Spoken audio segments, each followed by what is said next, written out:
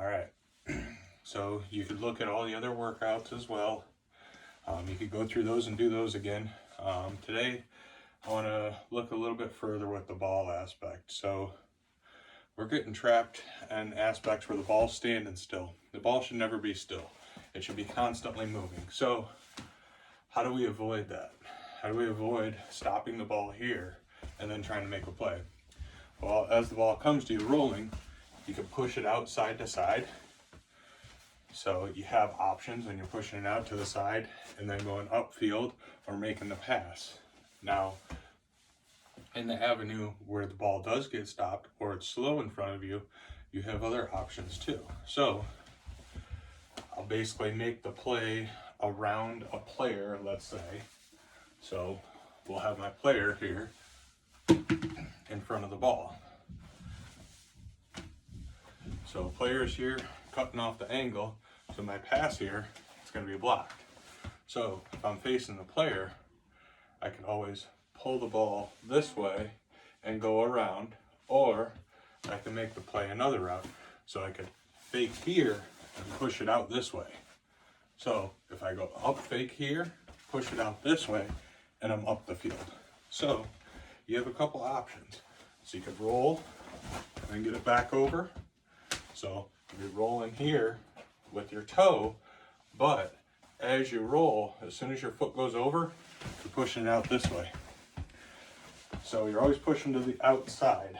The other habit too is when you're pushing to the outside, a lot less likely to cut to the inside. So you can go both ways. You could act like you're gonna push it out this way and then bring it back. It's all about to drag that player from side to side. This way it opens up an avenue. So ball comes in, you have it, get a touch on it, and then send it up the field. We don't want to hold on to the ball too long because what's going to happen? That player is going to crowd us. Then generally you're going to have another player coming after you. So you have two players on you. That means one of your players out on the field is open. So getting used to that. Getting used to that fake out and get it up the field. It's quick. It's not made for you to fake around the player and then try to move up the field with the ball. No, it's made to pass it up the field. Now, if you got the player so off their game where they do give you some room and you have the opportunity to take another touch and then get rid of it, that's fine. But again, when this ball comes in on the field, we want to make sure it's played. So the ball comes in, comes off you, bounce, play it up the field. Now, I'm not saying you can't hold the ball a little bit, but if you're going to hold the ball, move with it. Don't just stand in one place. So if you have the ball and you have a little bit of real estate, a little bit of room to move, good. Move it in the direction, take a look up where your players are, and get the ball over to them. So constant moving of the ball. That's the big one.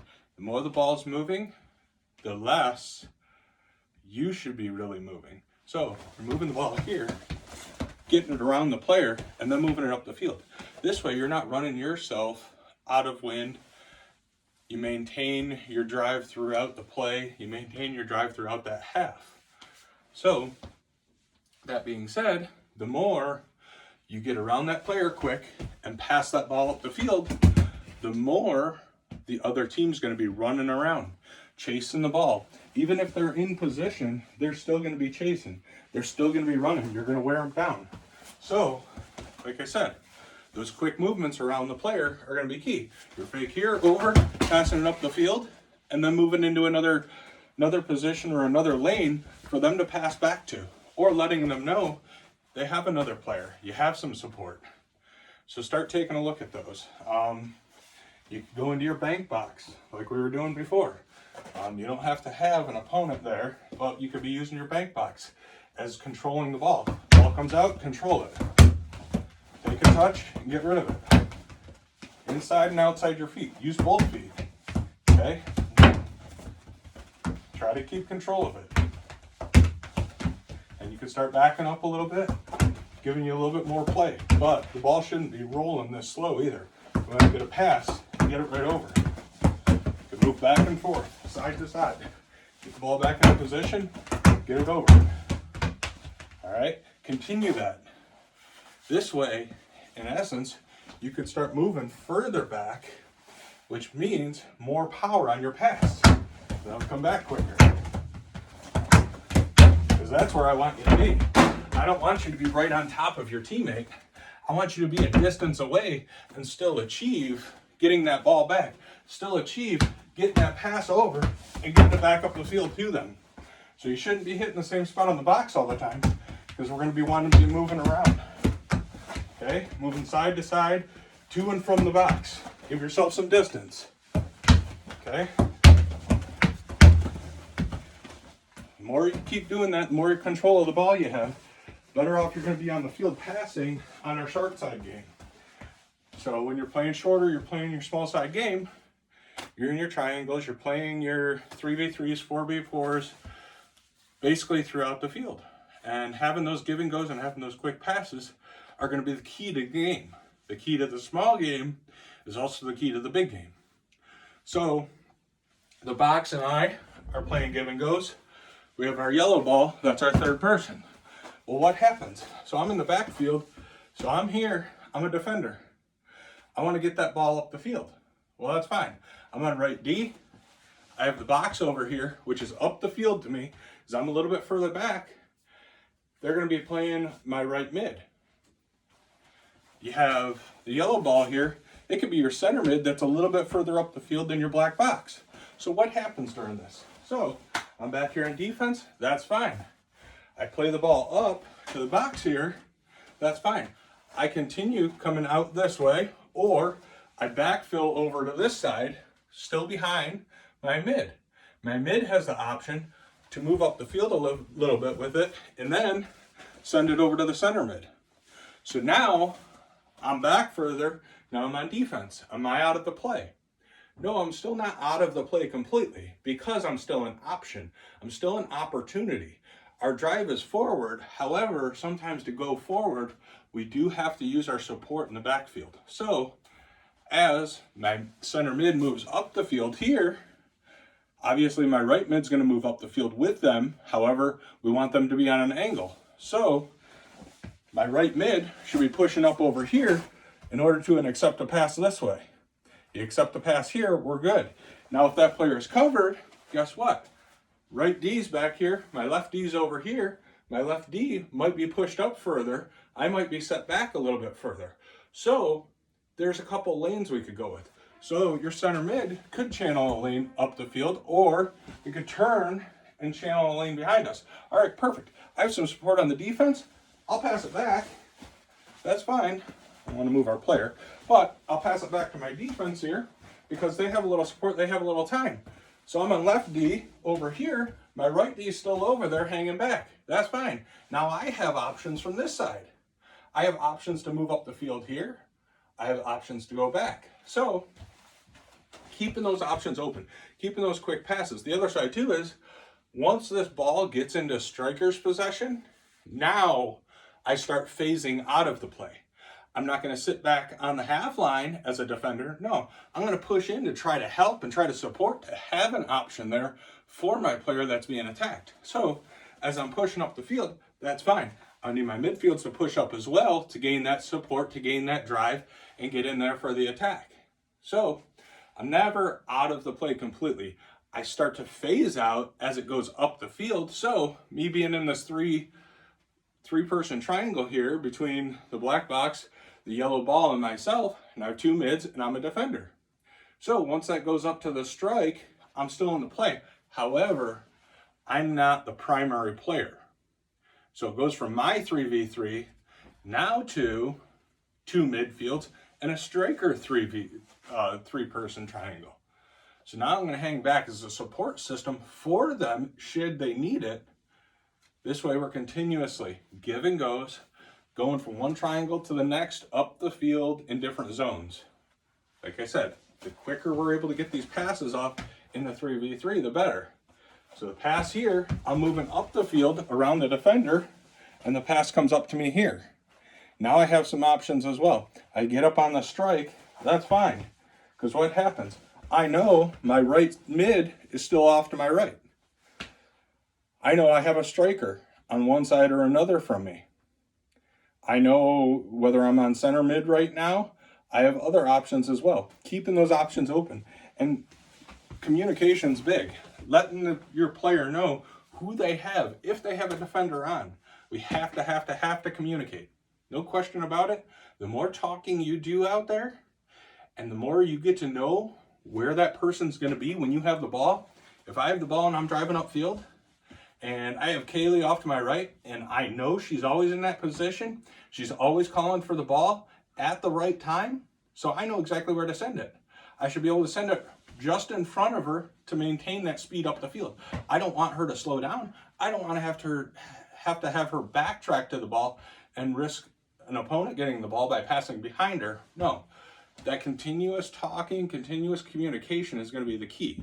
So having that when you're training, obviously when we're at games, talking is a big thing. Letting people know where you're at, where to put the ball, and continuously progress along the way is going to be the key. And every player is going to be a little bit different. So the more and more you practice, the more and more you play, the more and more you train together and you communicate, the better you're going to get.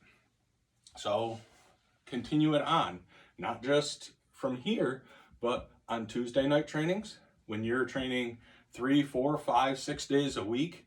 Come the summer, spring, when you're playing JV, same thing. It's all going to continuously be repetitive. Communication's going to be the key. The speed of the movement of the ball is a key. That's some of the big things there. So continue that going.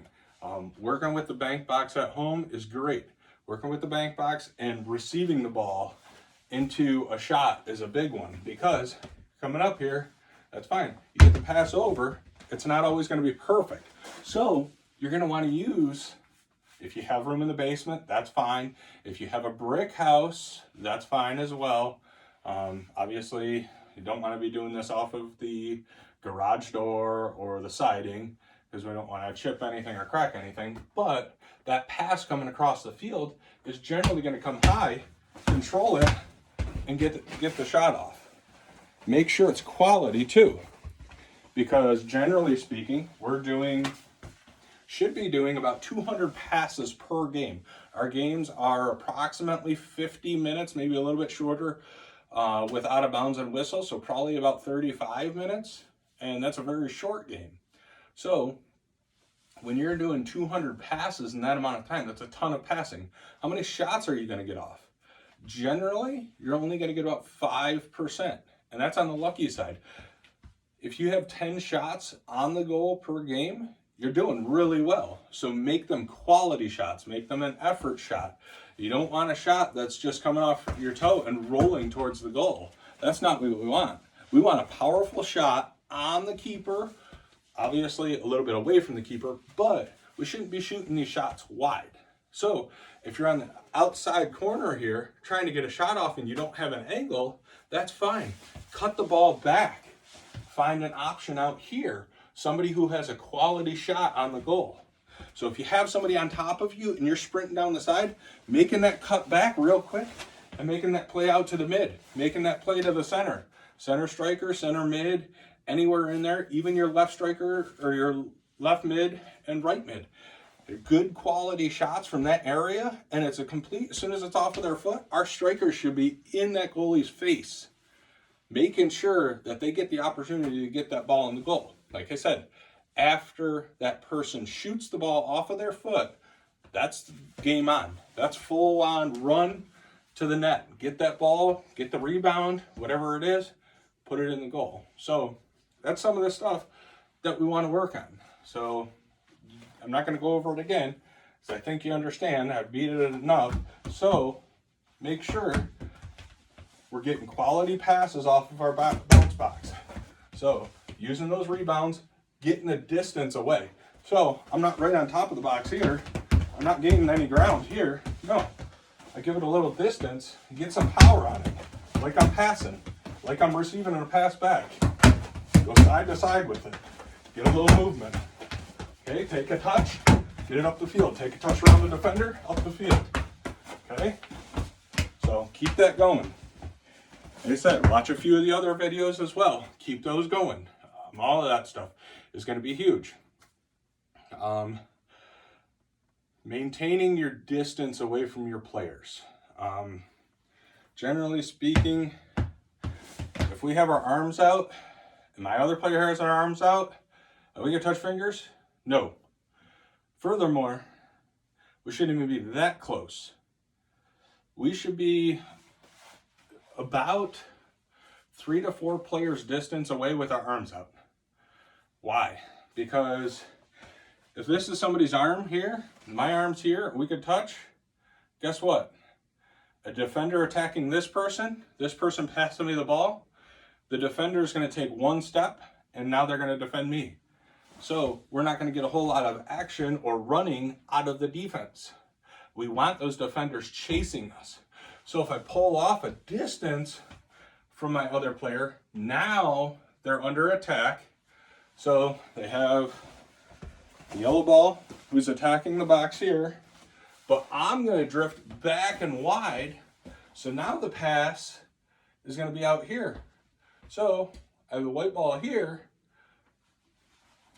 So there's a big difference between here, next to my player, and getting a pass over, and this yellow ball that I could reach out and touch attacking me versus my player over here, than me coming all the way back here. So now I'm 1, 2, 3, 4 steps away. Now they have to run a little bit.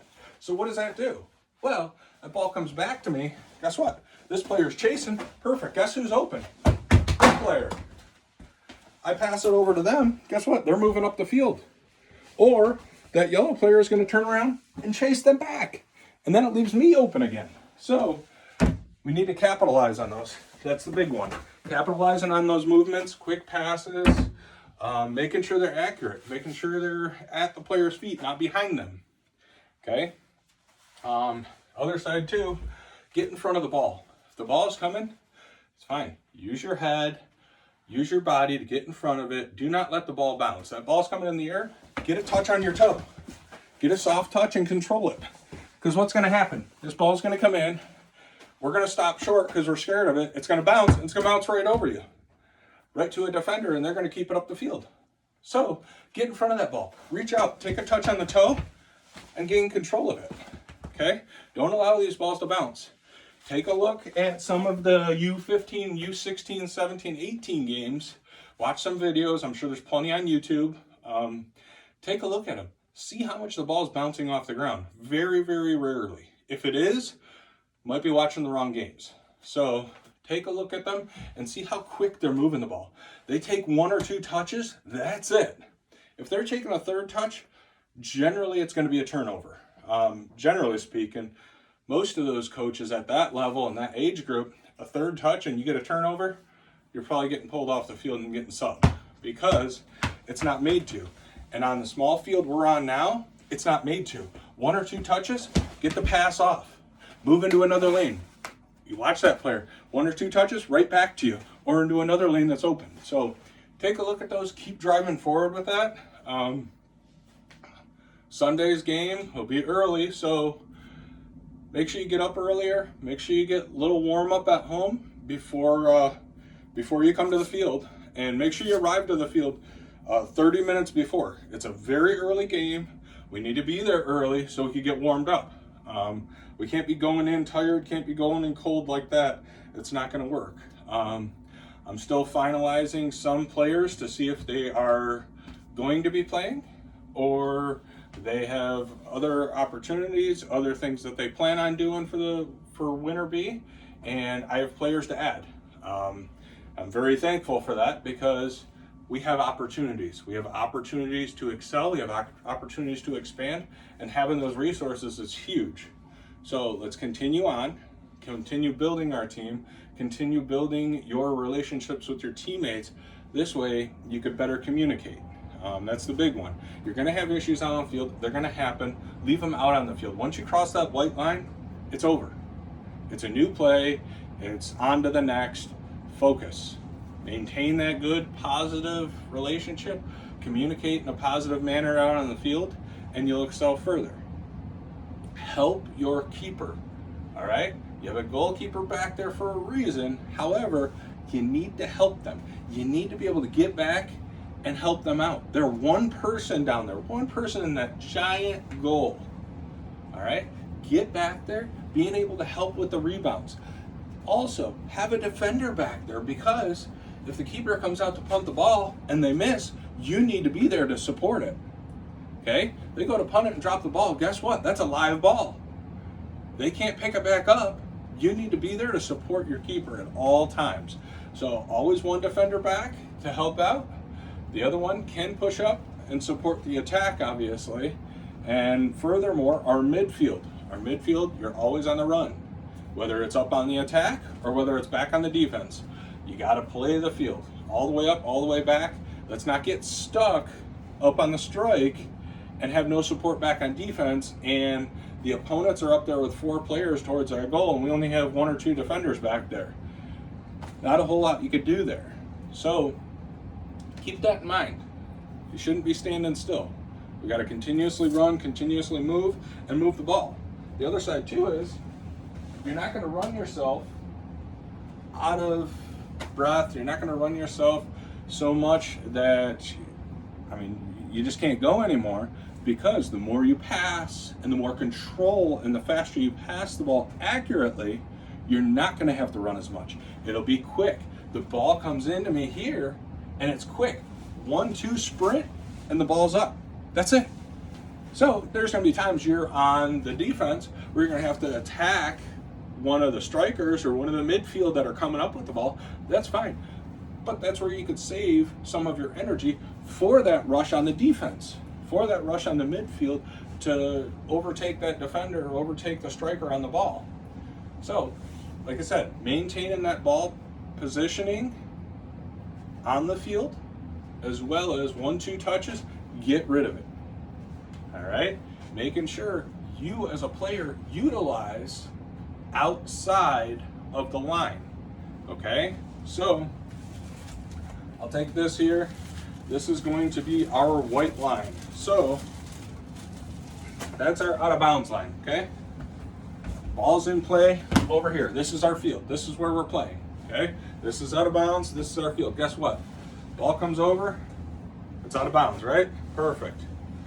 Me, I see a lot of this. We run up to the line here and try to pull the ball back this way or try to do something with it.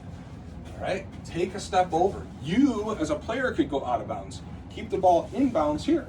Move it around. Make the play here, okay? This way you're facing the field. Your show's to the field, and you can move the ball up. You're not stuck here trying to defend the ball, and then it goes out of bounds on you because you have nowhere to go. No, take that step. This is still your field, okay? The ball has to remain in the field. That's it, all right? So keep an eye on that. Don't stress yourself about you going out of bounds. So continue on. Make sure you watch the other videos. Definitely get some practice in. The next couple days, continue that. You have to continue this going into Sunday's game. Saturday morning, whichever, a light practice is fine. You're here, get some warm-ups in, some jumping jacks, a couple burpees, use your bank box a little bit, and that's about it. You want a 15 to 30 minute little warm-up workout, and that's it. Then you'll be ready to go for Sunday. At night, Saturday, same thing. Get over there, get a couple shots off of the bank box, whatever you got to do. 10 minutes, 15 minutes, and then you're all set. And then you should be good to go for Sunday morning. So keep it up, keep up the hard work, and we'll continue on this path through Winter B. I already reached out to a bunch of people again, as I do usually once a month. I'll reach out to all of the tournament coordinators. Waiting on some finalization with that and what their plan is, and if they are setting plans in place, if this should continue the path the way things are. Can we have tournaments? What are we doing as far as doing 3v3 tournaments on the small side of scale? So keep that in mind as well. We'll try to 3v3, 4v4 tournaments. Generally speaking, we'll probably have 2 teams. So maybe even 3, depending on how many players are interested in going. So we have some opportunities and some chances. However, those chances and opportunities are more in our training format. So the time we spent training out on the field the past 2 weeks that I've been back have been great.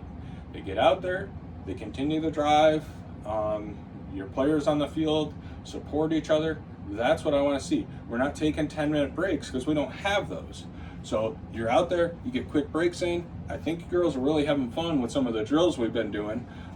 The gate and goals drill, Kings, we play that at the end generally. So all of those things are huge. And majority of those, Coach Matt brought in.